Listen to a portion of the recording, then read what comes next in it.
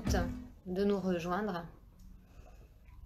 On fait cette petite vidéo de la Maison d'Ella, un service du Cassis qui se trouve Barrière du Médoc, à Bordeaux, boulevard du Président Wilson, où on vient de terminer notre journée de travail. Et là, avec beaucoup de joie, on vous retrouve pour faire ce live. On a pris beaucoup de plaisir à faire le dernier sur l'IVG et c'est pour ça qu'on a proposé d'en faire un autre. Comme on a eu beaucoup de questions sur la contraception pendant le live de l'IVG, on a décidé de faire un live contraception. Ça paraissait logique. Bon, on peut peut-être se présenter. Oui. On va pas perdre de temps comme ça. Voilà. Donc moi, je m'appelle Muriel Bichot, je suis éducatrice spécialisée, conseillère conjugale et thérapeute familiale. Je travaille à mi-temps au Cassis sur les consultations et puis à mi-temps sur la Maison d'Ella, la structure qui prend en charge le psychotrauma des femmes victimes de violences, qui dépend du Cassis aussi. Donc voilà, je suis sur 2 endroits différents. J'ai un petit vélo qui roule hyper bien et je me déplace de l'un à l'autre. Voilà. Moi, je m'appelle Marie-Lala, je suis médecin généraliste, formée en gynécologie.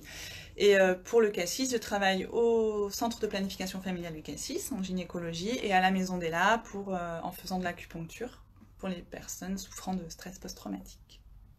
Je travaille aussi dans d'autres structures à Bordeaux, un peu différentes. Voilà. Et je me déplace aussi en vélo.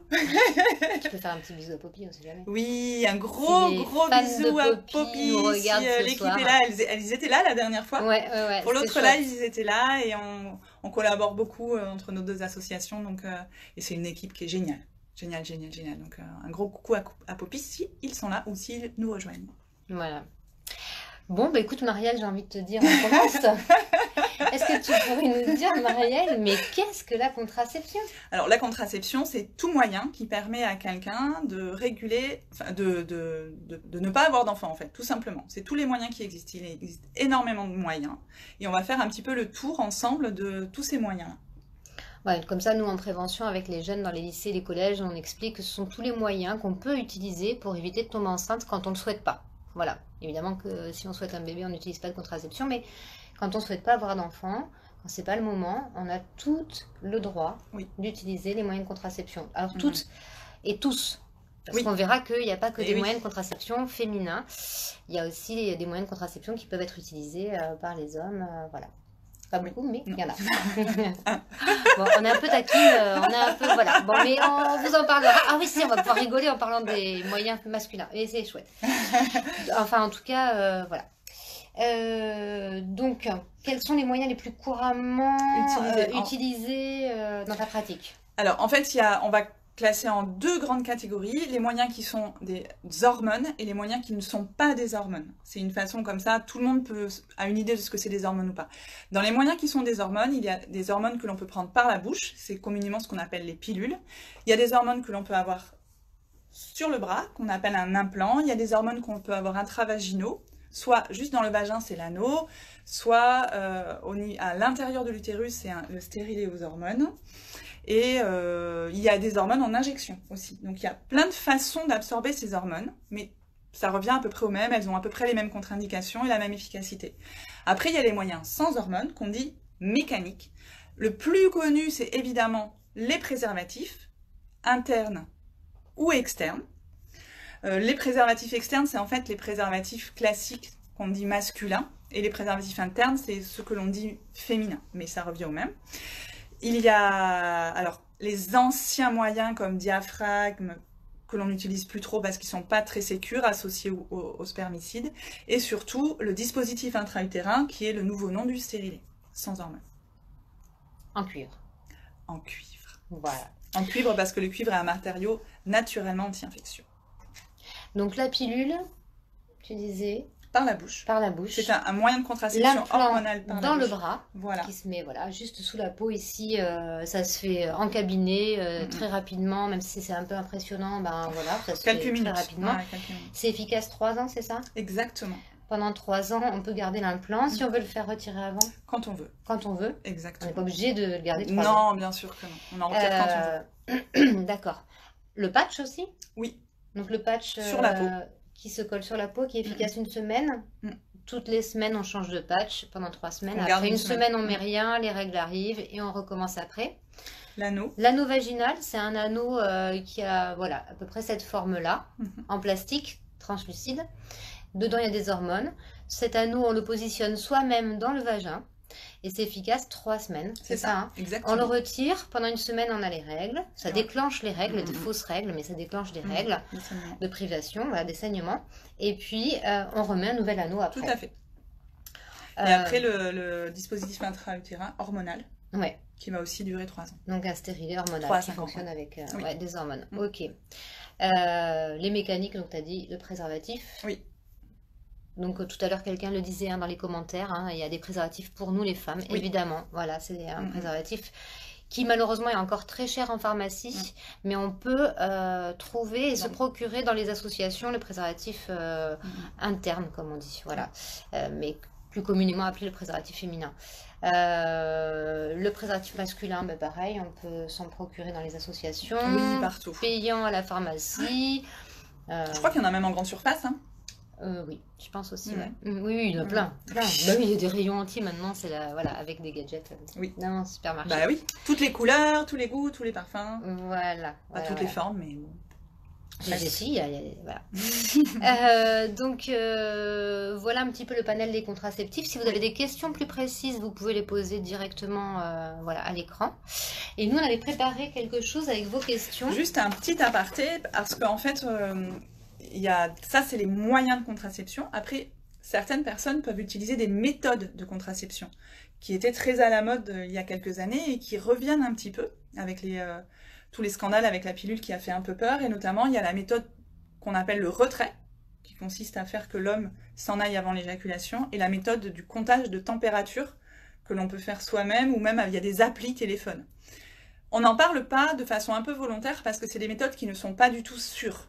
Et en tant que membre d'un planning familial, nous, notre but, c'est que quand même, quand on aide quelqu'un à trouver sa contraception, c'est qu'elle ait accès à une contraception qui soit sûre, c'est-à-dire qui marche à plus de 90%. Ces méthodes sont à moins de 70%, donc il y a quand même un risque de tomber enceinte très important.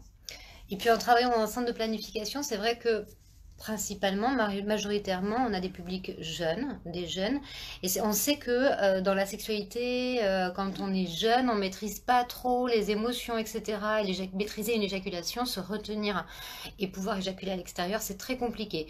Et puis, moi, on m'a appris... Il y a les éjaculats post, ça ne marche pas à cause de ça, le retrait. Il y avait voilà, du liquide préséminal au bout du sexe qui servait de lubrification pour les garçons. Ça et dedans, il peut y avoir des spermatozoïdes et donc ça peut donner lieu à une grossesse. Donc, c'est pas sûr. Bonjour Stéphanie. Stéphanie nous demande comment on va. Oh, bon, on va bien. Hein. Ouais, on va bien. Merci Stéphanie. Et donc, c'est pour ça que la méthode du retrait, voilà, on ne la vend pas. On sait que c'est utilisé. Ça peut être une petite sécurité, mais ça ne marche pas. C'est pas très efficace. Ouais. Après, on sait que quand on a un rapport sexuel et que c'est pas prévu, qu'on a un peu pris au dépourvu, ça peut être qu'on n'a pas de capote avec nous, qu'on s'enflamme. Ça limite les risques. Ça limite les risques. Par contre, il restera quand même la possibilité d'utiliser la pilule du lendemain, le lendemain de ce rapport qui sera quand même potentiellement à risque. Et la pilule de lendemain fait partie des moyens de contraception. Exactement. Donc il en existe 2. Oui. Il en existe une qu'on peut prendre jusqu'à 72 heures après le rapport sexuel. Et l'autre 5 jours. Elles sont un peu équivalentes. Elles sont très équivalentes puisqu'on peut les prendre les deux à 5 jours. Le truc, c'est qu'après 72 heures, elles sont plus très efficaces. Il y a quand même un problème avec ça.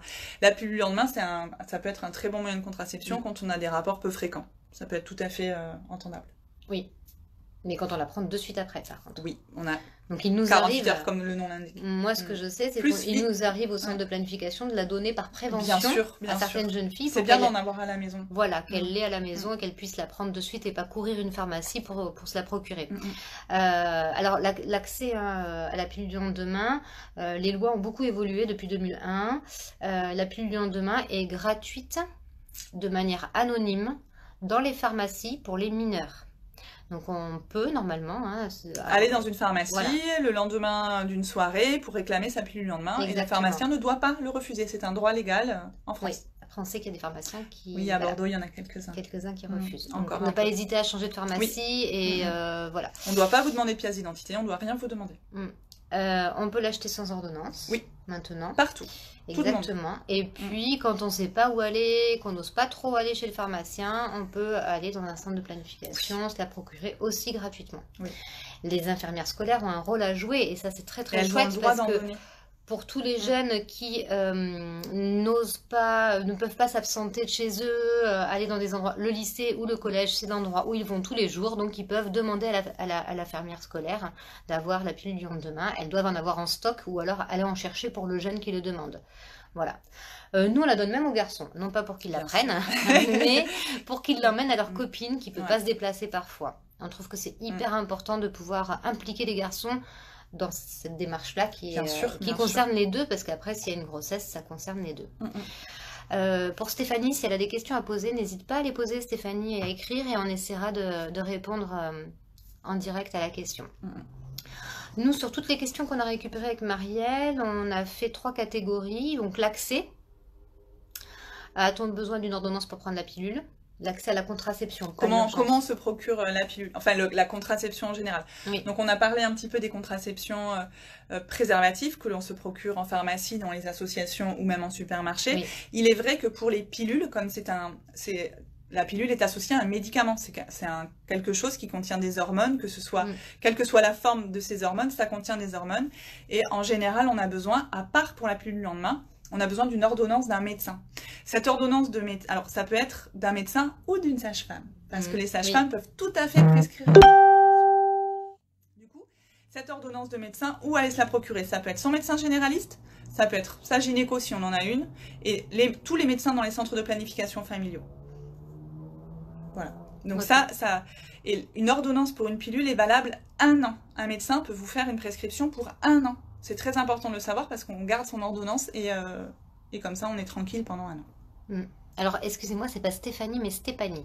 Bon, voilà, je tenais à le dire puisqu'elle nous le souligne. Donc une ordonnance de son médecin, mais quand même pour les mineurs, mineurs et jeunes majeurs, hein, nous au Cassis on fait comme ça, on peut venir chercher son moyen de contraception dans les centres de planification. Et on le donne directement. Et on les donne gratuitement, bien sûr. On a une pharmacie avec nous dans chaque cabinet et on peut, la jeune personne qui vient chercher la pilule ou autre chose, elle peut ressortir avec son moyen de contraception directement sans passer par la pharmacie. C'est le rôle des centres de planification, il y en a plein en Gironde. Il suffit d'aller sur le site du Conseil Général et vous aurez la liste de tous les centres de planification avec les horaires. Voilà, ou téléphoner au Cassis, on peut vous donner ce renseignement. Cette façon de faire, c'est valable donc pour les pilules que l'on prend par la bouche, mais aussi pour les patchs et pour l'anneau. En ce qui concerne l'implant, là, il faut fatalement voir un médecin, puisque c'est un médecin qui l'introduit, un médecin ou une sage-femme bien sûr, mais qui l'introduit. Après, pendant 3 ans, il n'y a plus besoin de voir personne au final.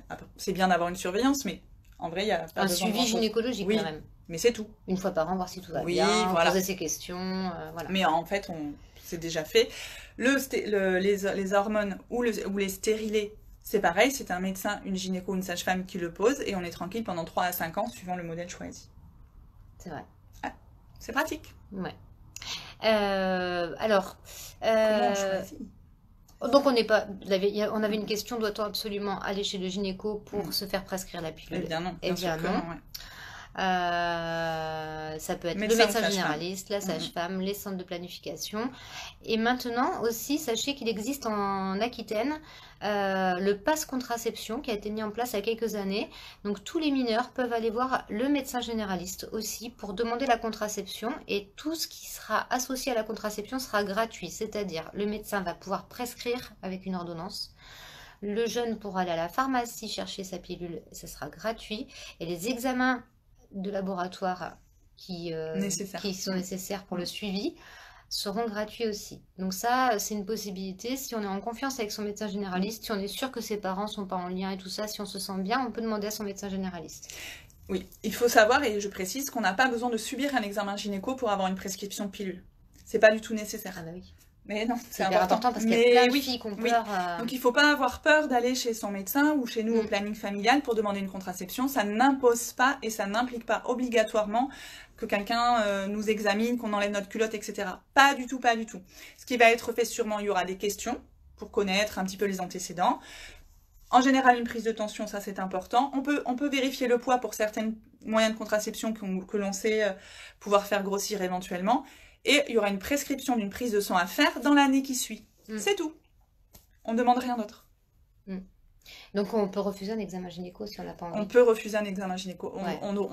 Aucun médecin ne doit imposer jamais un examen gynéco. C'est plutôt rassurant quand on est hyper jeune et que oui, bien sûr, bien sûr. Beaucoup de jeunes filles viennent nous voir encore vierges en prévision d'un futur été ou quelque chose comme ça. Et bien sûr qu'on n'examine pas de façon gynécologique, bien sûr, bien sûr. L'examen gynéco, il n'est important que s'il y a un problème et si la personne le souhaite, en fait. Et en fait, par contre, moi je me demande quand est-ce qu'on met en place un moyen de contraception?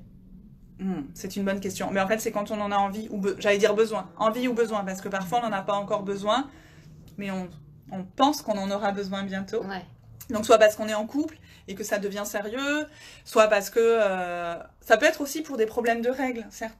Ça peut être une prescription qui est faite pour stabiliser un cycle, faire disparaître des douleurs de règles. Ça peut être une indication de moyen de contraception. Donc c'est peut-être aussi un médicament qui permet de régulariser les règles. C'est un médicament, bien sûr, qui a des effets, et dont certains sont positifs. Ok. Notamment la contraception. Et donc, à partir de quel âge on peut la prendre, en fait?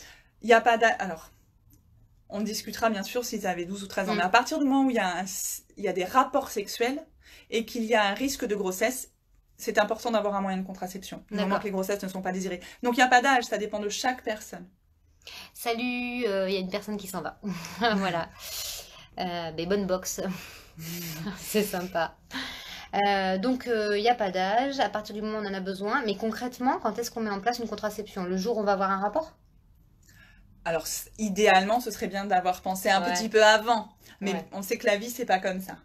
La plupart des personnes qu'on rencontre d'ailleurs dans nos plannings familiaux viennent un peu après. Et pas souvent un peu avant. Mais idéalement, l'idéal, bien sûr, c'est d'y penser un petit peu avant. Ce qui permet de réfléchir au bon moyen, de tester, de changer si c'est pas le bon moyen, etc. Et d'entamer sa vie sexuelle sans ce souci-là. Par contre, juste pour être rassurée une dernière fois, est-ce que, comme c'est un médicament, tu dis que c'est un médicament, c'est un médicament. Est-ce que les parents sont au courant? Non, pas du tout. Il n'y a aucune raison. C'est comme sa vie sexuelle, on n'est pas obligé d'en parler à ses parents, ça concerne chaque personne. On peut prendre un médicament sans que les parents soient au courant? Bien sûr. Ok. À nous de bien le cacher, quoi. Ah oui, mais il y a plein de façons. Il y a plein de façons pour bien cacher. C'est tout petit, les plaquettes de pilules. Si c'est l'implant, ça se voit pas. Un stérilet, ça se voit pas. L'anneau, ça se voit pas. Les prezos, bon, on peut les voir dans son sac, mais... Ok. Et après, je me demandais, moi aussi, Marielle, comment... si on le cache aux parents, comment y penser, quoi? Comment, enfin, la pilule, si je me trompe pas, c'est tous les jours, hein, caché tous les jours. Exactement, c'est l'anneau, je vois bien. Ok, et encore l'anneau, une fois par mois, il faut y penser. Le stérilet, je vois bien, l'implant, je vois bien, mais la pilule... Le plus simple, c'est l'alarme sur le téléphone, il me semble, maintenant. Tout le monde a son téléphone, en fait. Et de mettre une alarme, et au moment du réveil... On prend sa pilule. Et à force de la prendre, ça devient un réflexe. Je pense qu'on ne l'oublie plus. Ouais, mais des fois on dort chez une copine. Et des fois on dort chez... Alors, il peut y avoir des ruses toutes simples, avoir toujours une plaquette de secours dans son sac, par exemple. Ça peut être une méthode toute simple. En avoir caché dans sa maison, si ça doit être caché, je ne sais rien, ou dans une autre boîte, etc. Et avoir une autre plaquette dans son sac, dans les affaires qui bougent et que l'on sait bouger tout le temps.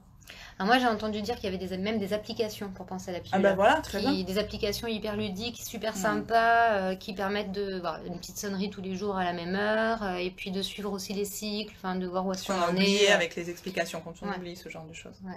Très bien. Bon. Tout ce qui aide à penser, c'est très bien parce qu'une pilule n'a une efficacité contraceptive que si elle est très bien prise. Alors... là, ok. Par contre, moi, je me demandais comment on sait si on doit prendre une pilule ou plutôt un implant. Comment on la choisit, en fait? Comment choisir notre contraception? Ça, c'est une vraie question parce qu'il y a beaucoup de moyens. Vous avez vu, on en a cité plein. Même dans la pilule, il y en a plein de sortes différentes.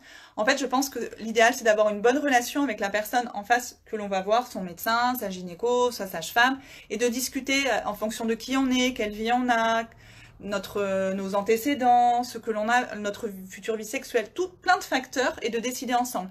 Parfois, on a peur de l'implant parce que on a peur d'avoir mal, on n'a pas envie d'avoir quelque chose, c'est une aiguille.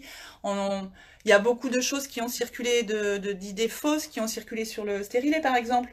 Beaucoup de personnes pensent qu'on ne peut pas avoir un stérilet si on n'a jamais eu d'enfant, ce qui est très très faux. Ça peut être un excellent moyen de contraception dès le début. Une jeune fille peut se faire poser un stérilet? Une jeune fille, même très jeune, peut se faire poser un stérilet. Il en existe des tout petits exprès, en fait. D'accord.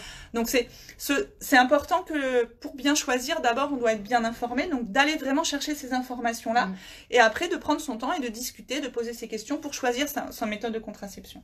Ce qui est important aussi, c'est de savoir qu'on peut changer.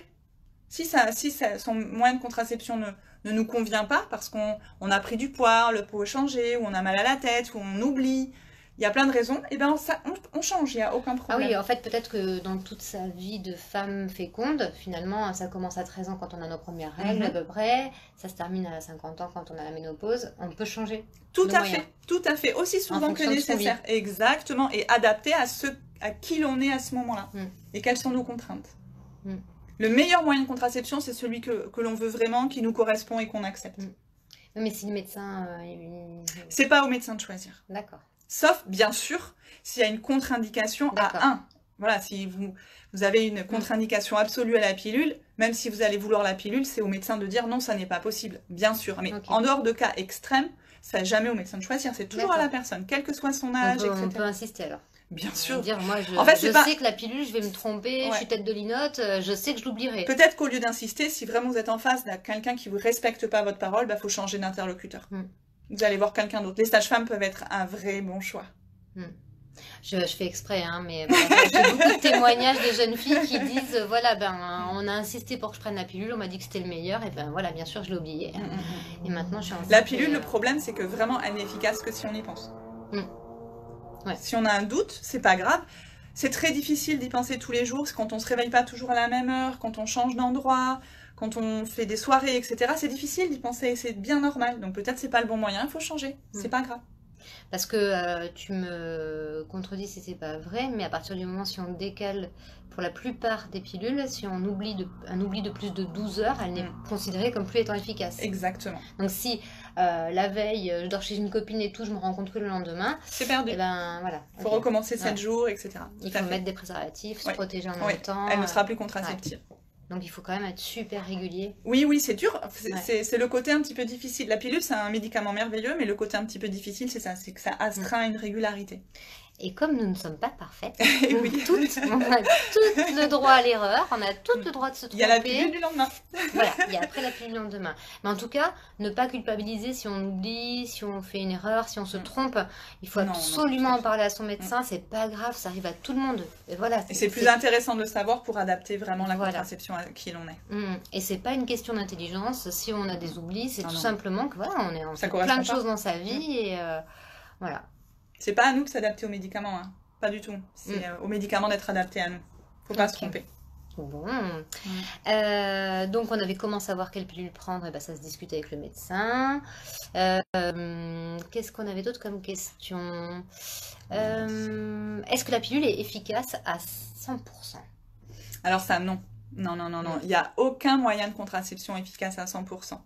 Ils sont, pour les meilleurs moyens de contraception, un préservatif bien mis, bien utilisé, une pilule bien prise, un DIU qui soit hormonal ou pas, un implant, l'anneau aussi, ils sont tous aux alentours de 95-99%. D'accord. On peut jamais garantir à 100%, mais même une pilule bien prise ne sera pas garantie parfois. Certains médicaments, par exemple, peuvent diminuer l'efficacité de la pilule. Et dans les médicaments qui font ça, il y en a un qui est pris de façon très courante, qui est le paracétamol, c'est-à-dire le Doliprane. Ah oui? Oui. Le Doliprane, quand il est pris en même temps que la pilule, baisse son efficacité. Très peu de gens le savent, c'est pas communiqué, mais c'est des choses qui font baisser en fait les chiffres. Un vomissement, une diarrhée, une digestion différente, et ben on a moins d'hormones dans le sang. Ah oui, alors la soirée où on a pris la pilule et on vomit juste après. Et ben ouais, ça marche plus. On a bu, ok. Tout à fait. Et même bien prise, il peut y avoir des ovulations malgré la pilule. D'accord. Le corps féminin reste quand même pourvoyeur d'ovulation. Un stérile est bien mis, même avec un plan, on peut avoir des... C'est jamais à 100%. Mais il n'y aura jamais rien dans la vie, je pense, à 100%. C'est pour ça qu'il faut rester vigilante et s'écouter si on a des symptômes qu'on ne comprend pas, si on a un vrai doute. C'est pas parce qu'on prend un moyen de contraception qu'on ne peut pas faire un test de grossesse. Oui, après, on n'en fait pas tous les mois non plus. Quoi. Mais non. Si jamais on a un vrai doute. Peu au moyen de contraception. Bien sûr. Et les tests de grossesse, tu me rappelles où est-ce que je peux en trouver? Partout. Dans les pharmacies. Et partout dans les associations. Ils sont payants dans les pharmacies, mais gratuits dans les associations. Ben, supermarché, je crois qu'il y en a aussi. Ah, d'accord. Je suis pas sûre, mais je pense qu'il y en a. Oui, si. D'accord. Ok. Et dans les centres de planif, évidemment, et dans les associations, on peut trouver des tests de grossesse gratuitement. Et on en donne aux garçons aussi pour qu'ils l'emmènent à leurs copines s'ils ont besoin. Nous, on a plein de garçons qui passent sans chercher. C'est plutôt chouette. Oui. On leur dit comment l'utiliser. On donne la carte du cassis en même temps. Et on dit si ta copine, si c'est positif et que c'est pas une bonne nouvelle, vous pouvez venir ensemble. On en parlera. On trouvera voilà, des moyens pour vous aider. Tout à fait. Ok, bon, ça fait plein de réponses. Et donc, il y avait une autre question. La contraception est-elle nécessaire pour un rapport bouche-sexe? Entre parenthèses, par rapport aux maladies. Ah, alors là, moi je vois 2 questions Ouais. dans cette question. D'abord, si c'est pour un moyen de contraception, non. On peut pas tomber enceinte parce qu'on fait une fellation, ça c'est pas possible. Même si on avale, c'est pas du tout le même circuit. Ça, il n'y a pas de problème. Par contre, on peut tomber enceinte s'il y a une éjaculation juste à l'entrée du vagin. C'est-à-dire que D'accord. les frotter, ce genre de choses, ça peut créer des grossesses.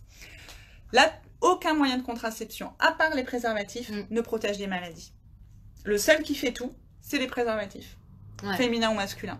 Mais les pilules, enfin aucun autre moyen de contraception ne protège des maladies sexuellement transmissibles. Et c'est pour ça qu'on On peut avoir les deux. En prévention, on conseille le préservatif au début d'une relation pour protéger et des maladies et de la grossesse. Et que quand le couple, s'ils sont bien ensemble, etc., on les invite à faire un dépistage pour pouvoir mettre en place une contraception et arrêter les préservatifs, puisque c'est un peu contraignant s'ils le souhaitent. Après, il y a des personnes qui sont très épanouies avec des préservatifs et qui manipulent ça très très bien. Et il y en a plein qui se plaignent. Et il y en a plein qui se plaignent. C'est les deux, quoi. Après, prendre une pilule n'empêche pas d'utiliser des présos, on peut avoir les deux, c'est pas grave. Enfin, c'est plutôt bien même. Oui. Puisque rien d'autre ne protège des maladies. Oui, parce que même si on n'est plus avec son copain, on peut continuer à prendre la pilule. Oui, bien sûr. On peut prendre un moyen de contraception même pendant des périodes où on n'a pas d'activité sexuelle. En prévention. Oui, comme ça, si on retrouve un copain, après, et oui, c'est déjà en place. On est toujours prête. Et ouais. Ok, d'accord. Et donc, moi, je me posais la question des contraceptifs masculins. Donc... Alors malheureusement, on en entend beaucoup parler. On attend plein de choses. Et puis, pour l'instant, il reste 2 choses. Enfin, il me semble 3, on va dire. Le préservatif qu'on dit masculin ou externe. Le préservatif qu'on disait féminin, mais qu'on dit interne. Et la vasectomie, pardon. La vasectomie. Je vois pas autre chose pour l'instant. Il y a ni vaccin, ni médicament, rien de Pour ceux qui veulent savoir, c'est une petite intervention chirurgicale qui va ligaturer les canaux déférents qui... Voilà, qui permettent aux spermatozoïdes de remonter dans le sperme. Donc en fait, un homme qui a eu une intervention, une vasectomie sur lui, c'est un homme qui aura toujours des éjaculations pendant les rapports sexuels, mais il n'y aura plus de spermatozoïdes qui vont remonter. Et donc c'est une contraception définitive, dite définitive. Dite définitive, mais il me semble que ça peut... oui. Ça peut être un peu régressif. Et on n'a pas parlé de ça pour les femmes aussi. Oui, ou pardon. Il y a une opération chirurgicale qui consiste à introduire des petits bloqueurs dans les trompes. Voilà. C'est dit aussi une contraception définitive, tout à fait. Mais là aussi, c'est pas à 100%. Ah oui. Ah oui. D'accord. Bon, et après, moi, j'avais entendu qu'il y avait pour les hommes des expériences. Faut qu'on peut rigoler, hein. Oui, bien sûr. Le slip chauffant. Alors, le slip chauffant, je suis fan. C'est un slip qui remonte les testicules au niveau du corps. Les testicules, si elles existent et si ce sont des bourses qui descendent, c'est pour faire descendre la température pour que les spermatozoïdes soient produits. Quand on remonte les testicules au niveau du corps, ça réchauffe les testicules et ça bloque la production de spermatozoïdes. Donc, ils doivent porter ce slip minimum 12 heures par jour. Un slip charmant qui est bien remontant. Et ils doivent le porter pendant 1 mois, faire un spermogramme, voir s'il y a plus de spermatozoïdes pour pouvoir être... et jamais se tromper avec le slip chauffant. C'est un poil contraignant, il me semble. Voilà, donc voilà. Un petit peu contraignant. Un peu contraignant. Il n'y a pas encore de bonne méthode. Le problème de la contraception chez les garçons, c'est qu'en fait, ils fabriquent au fur et à mesure de la journée les spermatozoïdes. Donc il faudrait vraiment quelque chose qui arrive à bloquer cette fabrication. Nous, on a un cycle, on a une ovule par mois. Eux, ils ont des millions de spermatozoïdes tous les jours. Ouais. Bon, il y a un petit déséquilibre. Est-ce que si on a du latex chez soi, on peut faire un préservatif maison? Alors là, il faudrait être très bricoleur. Moi, j'oserais pas parce que c'est compliqué du fait du rapport sexuel qui est quand même quelque chose où il y a un frottement très important et il faut que le préservatif soit maintenu sans blesser. Moi, je le ferai pas. On conseille même vraiment pour l'utilisation des préservatifs de regarder les normes de fabrication pour être sûr de leur qualité. Donc avec des normes ENF, des tests, etc., la date de validité. Le préservatif, pour revenir dessus, il faut regarder qu'il y ait la norme CE dessus, sur l'emballage, pour que ce soit un préservatif homologué. Il faut regarder la date de péremption. Au-delà de la date de péremption, c'est dans quelles conditions Oui. on a conservé le préservatif. S'il est resté sur la plage arrière de la voiture en plein soleil, on peut dire que le latex a fondu ou est poreux. Si On on l'a n'utilise pas mis de certains gels dans la avec. poche du jean à 22 sorties en boîte et qu'on n'a pas pécho, bah, dans la Faut le poche de jeter. jean, l'emballage aura abîmé le préservatif, voilà. Donc vraiment faire attention à comment on conserve les préservatifs, parce que même un préservatif bien conservé, parfois, pendant le rapport sexuel, il craque. Ouais.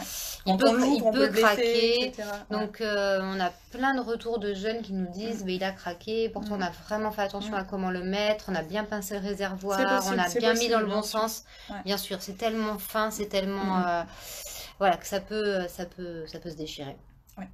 Voilà. Pour Si ça, des- pas trop de bricolage maison pour le préservatif. si- C'est possible pour le carré de latex, dans la protection des IST, donc pour les rapports bouche-sexe. voilà, bouche-sexe, Mais- voilà. Mais c'est tout en fait. Pas de bricolage pour le préservatif en tant que tel. Si c'est possible. Ouais. Voilà, je sais pas quelle heure il est. Est-ce que tu as l'heure, Marielle, avec toi? Ouais. Qu'on vérifie. Je pense Après, qu'on on n'a est pas bien. trop de questions. Si vous avez des questions plus détaillées, Et, dans 5 n'hésitez minutes. pas. Je sais pas, j'ai un peu d'avance, je pense. N'hésitez pas à poser des questions plus pointues si vous avez sur la contraception, sur l'accès. Après, je crois que vous pouvez toujours poser des questions et certaines personnes un peu en décalé. Alors, Pas de on a créé un groupe WhatsApp de médecins du CASSIS qui sont là, sollicités au cas par cas pour répondre à vos questions sur Insta. C'est-à-dire que vous pouvez poser des questions quand vous voulez sur Insta. On peut nous solliciter un médecin parce que nous qui gérons Insta, on est éduc, animateur, on n'a pas forcément toutes les réponses aux questions, mais on sollicite notre groupe médecin qui pourra répondre si c'est des questions pointues en fait, voilà. Bien sûr. Donc voilà, on peut en tout cas, N'hésitez sauf pas. si ça nécessite une consultation, mais auquel cas on vous le renverra, on vous dira, là la question nécessite que vous veniez soit voir votre médecin, soit au CASSIS, pour qu'on puisse étudier le contexte général de la situation. Les infos qu'on a ne sont pas suffisantes, voilà, pour répondre vraiment bien à vos questions. Mais super, je pense qu'il est l'heure en fait. Et Ça je passe trop vite à Je chaque fois. pense qu'on a fait le tour. Ah si. Ah si, moi j'avais une question hyper importante. Il y en a trop de questions. Est-ce que si je prends un moyen de contraception, ou la pilule, ou le stérilet, je peux devenir stérile? Alors non, à part les moyens de contraception dont on a vu définitifs, c'est-à-dire l'opération, non en fait. La pilule ne rend pas stérile. En fait, on met les ovaires en pause et quand on lève les hormones, le corps repart normalement. Le DIU, il n'y a aucune raison qu'il puisse rendre stérile. Non, les moyens de contraception ne rendent Donc pas c'est stérile. sûr, il n'y a pas d'effet secondaire qui fait que je pourrais pas avoir de bébé après en prenant un moyen de contraception. Non. Ok. Non. Il y a des effets secondaires, attention, mais pas ceux-là en fait. Il y en a plein D'accord. d'autres, mais pas ceux-là. Il y en a qui sont sympas, des effets secondaires. Il y en a qui sont sympas. Il y en a qui vont, Ah oui, il y a oui, les ça, c'est vrai. hormones. Voilà. Oui, bien Des sûr. fois ça peut rendre service. Oui, oui, Ça des rend fois, un ça peu rend service. plus. Ouais, voilà. Un peu plus de sein. Elle veut dire plus de sein en fait. Voilà. Une belle poitrine. Voilà. Certaines hormones. On a une dernière question. Sur Bordeaux, il y a des centres où l'on peut passer un test contre les IST, MST ou IST, c'est pareil, gratuitement et anonymement. Et oui, Bien sûr, évidemment, bien sûr. dans tous les centres de planification, mais il y a aussi le Cégide. Cégide, le centre de Moulin dépistage Rouge et à anonyme et Bordeaux-Nord. gratuit, Et à rue Rive-Droite, du en fait. Moulin Rouge. Ouais. Et sur Rive Droite, il y en a un autre. Oui. Et tout ça, vous pouvez taper Cégide sur Internet et vous Ou aurez centre les de adresses. planification aussi. Ou centre de planification. Il y a Mais tout. les centres de planification fonctionnent plutôt avec la confidentialité. C'est pas forcément anonyme. Le Cégide, c'est vraiment anonyme. Vous avez un numéro, voilà. Donc ça, après, tout dépend comment on est à l'aise ou pas avec la prise en charge. C'est toujours Voilà. gratuit, anonyme au final. Ça reste entre nous et le médecin. Pour terminer, on vous donne le numéro du CASSIS.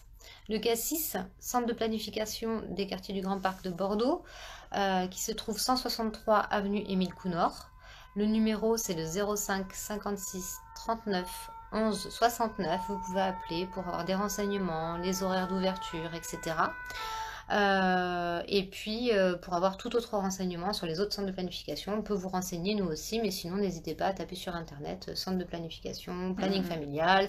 Tous nos collègues associatifs, on répertorie un peu tous les centres pour que vous ayez toutes ces informations. Il existe des petits flyers que vous pouvez trouver au CASSIS avec les adresses de tous les centres de planification pour trouver le plus proche de chez vous. Voilà. Très bien, super. Bon, bah écoutez, N'hésitez pas à poser vos questions du coup. oui, on sur, continuera à vous Instagram. répondre. Oui, on continuera à répondre. On vous souhaite une excellente soirée. Oui, Merci très bonne beaucoup soirée à d'avoir tout le été monde. Merci. présents, toutes et tous. Et puis à bientôt, j'espère, Oui, avec d'autres bien sûr. thématiques. Si vous avez des idées de thématiques, on est preneuse. Voilà, on peut faire d'autres binômes, on peut inviter d'autres professionnels. Mais toutes vos questions nous intéressent évidemment. Bonne soirée. Bye Salut, bye. Salut, à la bye. prochaine.